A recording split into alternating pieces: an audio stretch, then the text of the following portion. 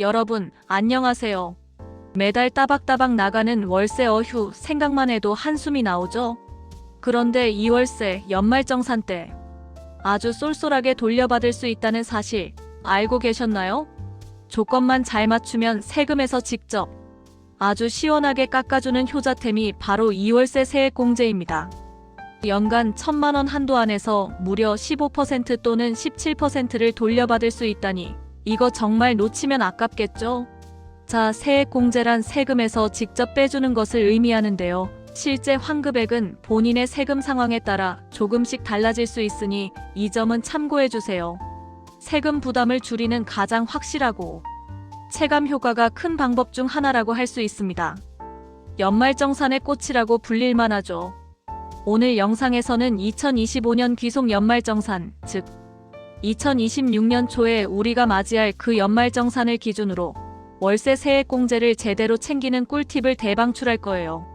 5분 자가진단부터 필요한 서류, 그리고 반려누락 없이 무사히 통과하는 비법까지. 연말정산.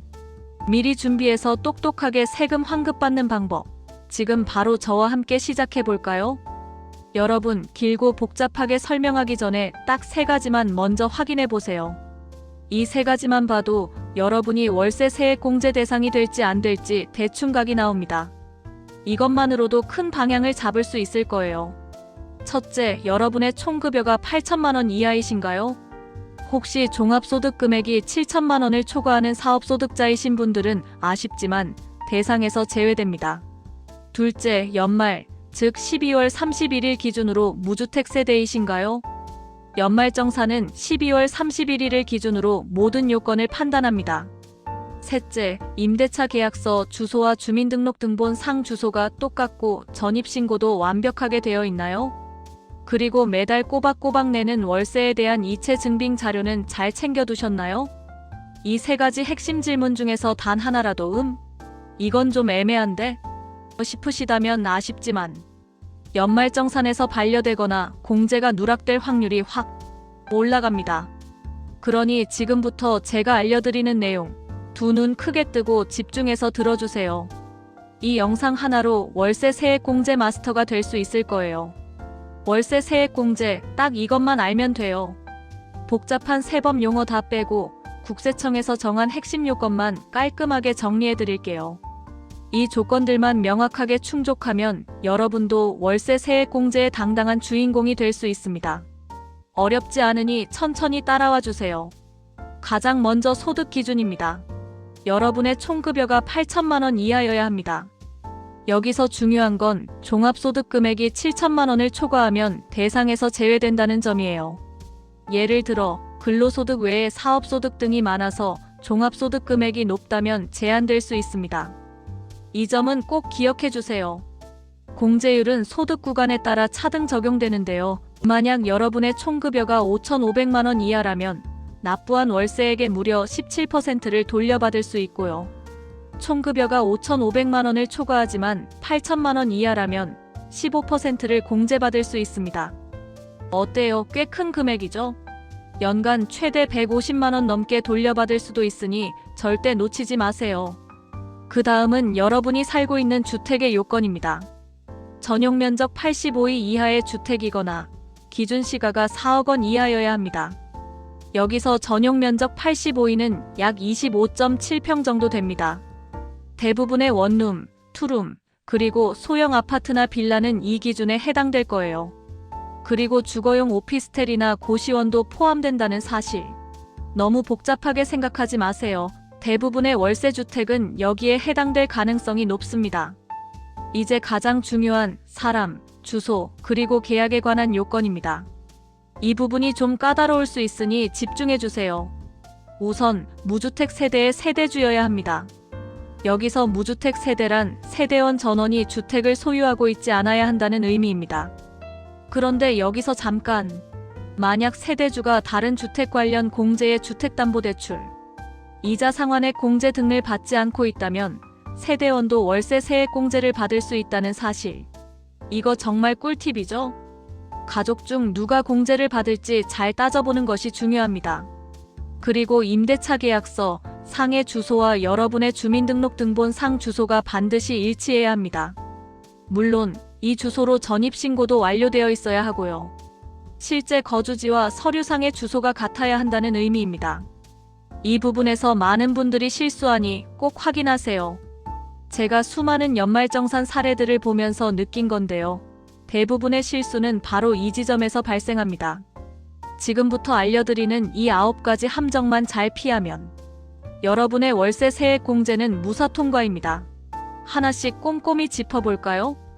1. 총급여 또는 종합소득금액 기준 초과.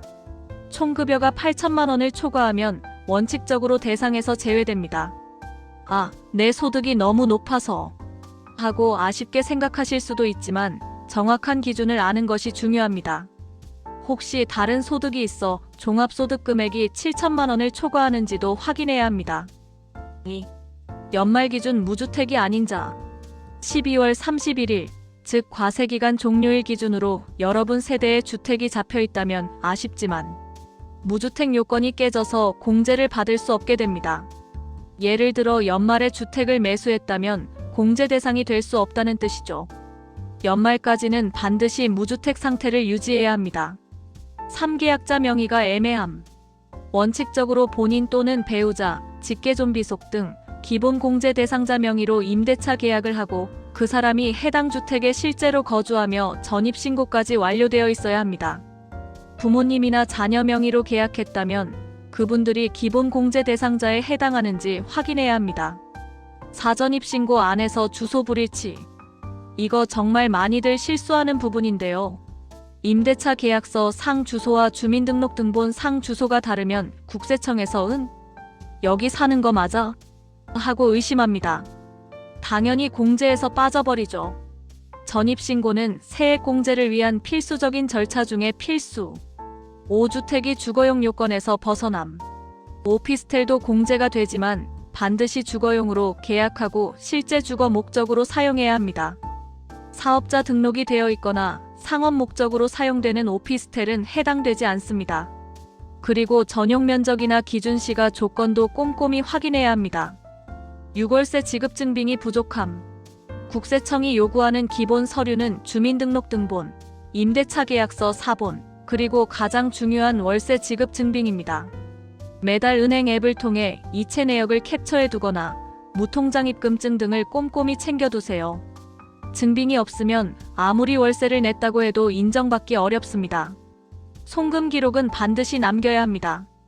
침임대인 계좌가 아닌 곳으로 보냄. 월세를 친구 계좌나 제3자의 계좌로 보내면 나중에 소명하기가 엄청 어려워집니다. 국세청은 임대인 명의의 계좌로 월세가 입금된 기록을 원합니다. 가능하면 임대차 계약서에 명시된 임대인의 계좌로 직접 보내는 것이 가장 깔끔하고 안전해요. 혹시 다른 계좌로 보냈다면 임대인에게 확인서 등을 받아두는 것이 좋습니다. 8세대원인데 세대주가 다른 주택 공제를 이미 받음. 앞서 말씀드렸듯이 세대원도 공제가 가능하지만 조건이 있어요. 만약 세대주가 다른 주택 관련 공제의 주택담보대출, 이자 상환액 공제, 주택마련저축 공제 등을 이미 받고 있다면 세대원은 월세 세액 공제를 받을 수 없습니다. 우리 세대에서 주택 관련 공제는 딱 하나만 받을 수 있다는 원칙을 기억해야 합니다. 이 부분은 가족 간에 미리 상의하고 확인하는 것이 중요합니다. 구한도 초과분까지 넣음. 월세 세액 공제는 연간 1,000만 원이 공제 대상의 한도입니다. 예를 들어 월세가 매달 100만 원이라 1년에 1,200만 원을 냈다고 해도 공제는 1,000만 원까지만 적용됩니다. 이 한도를 미리 알아두면 불필요하게 서류를 준비하거나 기대치를 높이는 것을 방지할 수 있습니다. 자, 그럼 제가 방금 알려드린 정보를 바탕으로 5분 만에 월세 세액 공제 체크리스트를 드릴게요. 아래 9개 항목 중에서 예스가 7개 이상이라면 여러분은 월세 세액 공제 통과 확률이 아주 높다고 보시면 됩니다. 총급여 8천만 원 이하 종합소득 금액 7천만 원 초과자 제외인가요? 예스 or no. 연말 12월 31일 기준 무주택 세대인가요? 예스 or no. 주택이 전용 85이 이하 또는 기준시가 4억 이하인가요? 오피스텔이라면 주거용으로 계약하고 실제 거주 중인가요? 임대차 계약서 주소와 주민등록등본 주소가 똑같고 전입신고도 완료했나요? 계약서에 임대인, 임차인 정보, 보증금, 월세액이 명확하게 적혀 있나요? 매달 월세 이체 내역을 캡처하거나 저장해 두셨나요? 세대원이 공제를 신청하는 경우 세대주가 다른 주택 관련 공제를 받지 않고 있나요? 연간 월세 합계가 1,000만 원 이내로 정리되나요? 어떠세요? 제가 드린 질문에 예스가 많으면 많을수록 합격에 가까워진 겁니다. 혹시 노가 좀 있다면 해당 항목을 다시 한번 점검하고 보완할 수 있는지 확인해 보세요. 필요한 서류를 미리 준비하거나 임대인에게 확인을 요청하는 등의 조치를 취할 수 있습니다. 아무리 월세 세액 공제 조건이 다 맞아도 서류가 없으면 그림의 떡이죠. 국세청이 기본적으로 요구하는 서류는 딱 3가지입니다. 이 3가지는 반드시 완벽하게 준비해야 해요.